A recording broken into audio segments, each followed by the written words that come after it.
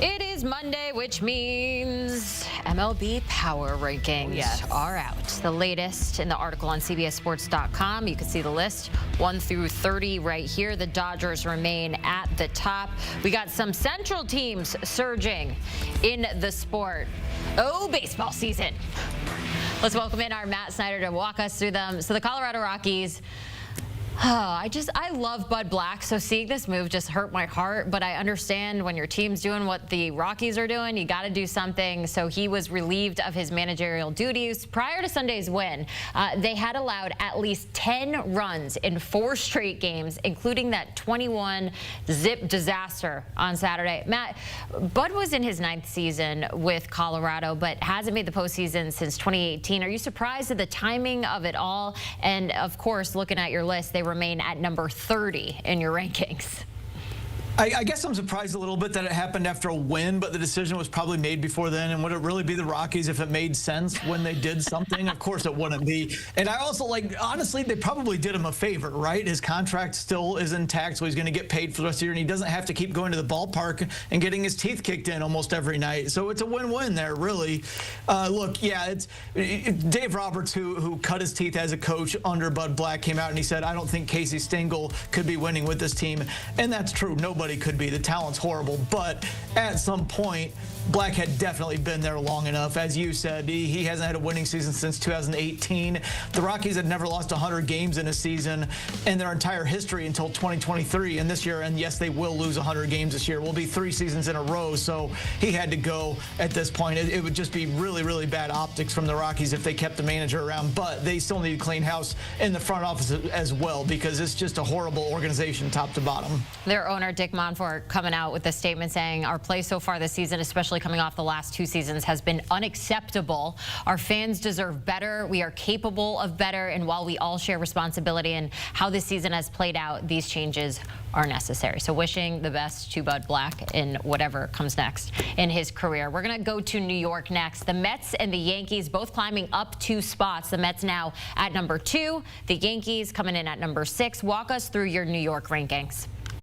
Yeah, the Mets had a very, very good week. They went to Arizona. They won 2 out of 3 there. They came home and faced the Cubs, who are a very good Cubs team, and they won 2 of 3 there. The interesting thing for the Mets is heading into the season, they had injuries to Sean Manaea and Frankie Montas in the rotation. They were going to convert Clay Holmes a starter. They grabbed Griffin Canning on the cheap. It looked like David Stearns just thought, hey, I'm going to do this like I did in Milwaukee, where I'm just going to try to grab guys on the cheap. I'm going to throw them in the rotation. I'm going to trust my system that I've put in place, and we're going to get the best out of every single starting pitcher. And some people thought, well, that's a dumb move. They just spent $765 million in Juan Soto. Why don't they spend any money on pitching? Well, look, it's working. Their rotation's great. Griffin Canning went out and was dealing again yesterday. So things are working out very, very well there. Manaea and Montas will be back eventually. That will just give them more depth in the rotation. On the Yankees end, again, a good week. They had the Padres at home. They won 2 of 3 there. They went all the way across the country to Sacramento,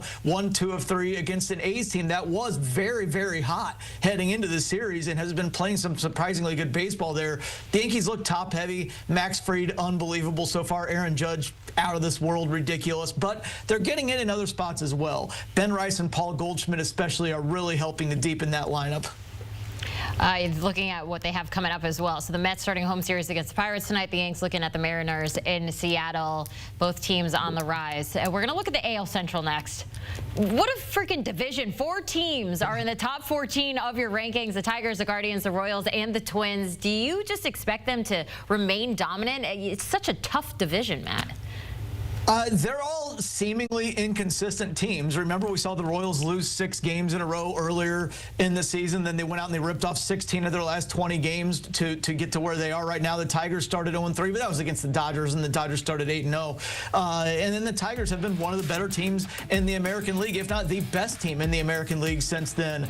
The Twins were terrible, and then all of a sudden now they've won 8 straight. The offense is better. Pablo Lopez, Joe Ryan, Bailey Ober, phenomenal in the rotation. They're in 4th place, but they're only 5 games out out, and the Guardians are just doing what they do. They're playing above what everybody else thinks their ceiling is.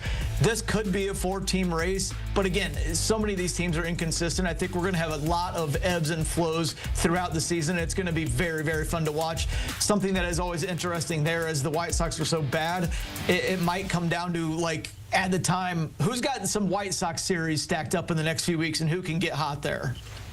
Maybe the Pope will be watching. We'll see.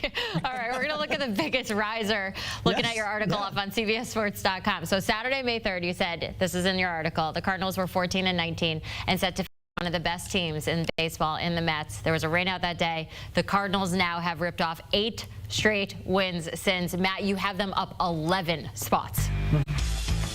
Yeah, part of the rise there is because you can look at those records right now. Everybody's so bunched up. So if anybody gets hot, just like the Twins did, they jumped up 10. You're going to jump way up there because it's just a big muddled mess there in the middle. But, hey, give the Cardinals credit right now. They're playing really well. The offense is going amazingly during the stretch. Wilson Contreras, Nolan Arenado, the veterans leading the way. But also Victor Scott, Alec Burleson, very good. In the rotation, they're getting great work from Eric Fetty, Sonny Gray, Matthew Liberatore, who's going tonight. I think that some people might say, oh, the schedule's been weak. Yeah, they had the doubleheader against the Mets, but then they swept the Pirates, they swept the Nationals. Their tests are coming up. This week, they play at Philadelphia, at Kansas City. That's a very tough road trip. Then they come home. They have the Tigers and Diamondbacks at home. These 2 weeks here could help go a long way in determining if the Cardinals are going to hang around in the race, if they're going to definitely be a seller, or somewhere in between. You just mentioned, that series starting tonight against the Phillies. Tough road trip coming up. Matt Snyder getting us ready for this week in baseball with his MLB Power Rankings. We got some good games on tonight. I'm circling that Red Sox-Tigers game. My husband will be there calling the game for New England Sports Network.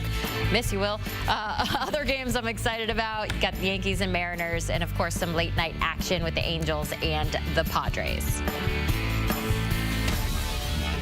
After the break, we're talking NFL schedule release, but we already know the first game, the Eagles and Cowboys, will open up the 2025 season in Philly on Thursday night, September 4th. More on that matchup next.